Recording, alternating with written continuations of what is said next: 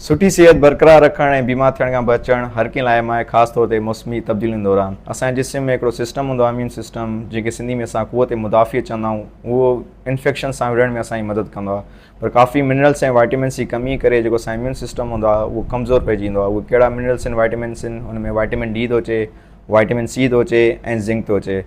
अच्छा, सभिनी बारे में ॻाल्हाईंदासीं। सभिनी खां पहिरियां जेको वाइटामिन डी आहे, उन जो जेको बुनियादी ज़रियो आहे उहो सिजी रोशनी आहे। पर असां डेयरी प्रोडक्ट्स, खीर मां, ॾही मां, अंडे मां, उन मां वठी सघूं था। अच्छा, जॾहिं विटामिन डी घटिजी वेंदी आहे न असांजे जिस्म में, त जेके असांजा इन्फेक्शन जा चांसिस वधी वेंदा आहिनि। ॿिया ऑटोइम्यून डिज़ीज़ 2-3 बीमारियूं ईंदियूं आहिनि, जीअं असांजे पाकिस्तान में वॾी कॉमन आहे रूमेटॉइड आर्थराइटिस, जेका जोड़नि जो मसइलो आहे, जोड़नि में सूर वग़ैरह, स्टिफ वग़ैरह थींदा आहिनि।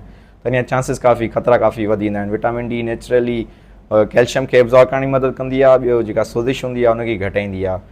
हुन खां पोइ आहे विटामिन सी। विटामिन सी खटे फ्रूटनि में मिलंदो आहे, जीअं लीमा थी विया, अंगूर थी विया, स्ट्रॉबेरीज़ थी वयूं, नारंगी थी वयूं।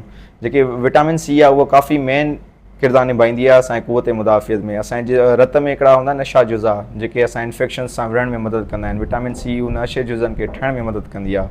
हुन खां बाद में थो अचे ज़िंक। ज़िंक जो जेको नेचुरल सोर्स आहे उहो तव्हांखे गोश्त मां, अंडे मां, मच्छी मां ऐं आड़ू मां मिली सघे थो। जेको ज़िंक आहे उहो काफ़ी जेके क़ुव्वत मुदाफ़ियत वारा सेल्स आहिनि उनखे ठहण में मदद कंदो आहे। ऐं ॿियो जेको असांजा ज़ख़्म वग़ैरह थींदा आहिनि उनखे भरण में बि हेल्प कराईंदो आहे। तंहिं करे जॾहिं तव्हां विटामिन डी, विटामिन सी ऐं ज़िंक नॉर्मल वैल्यूज़ ते रखंदो त काफ़ी घटि चांसिस आहिनि तव्हां बीमार थियो या इन्फेक्शन्स तव्हां वग़ैरह थियनि। Thank U.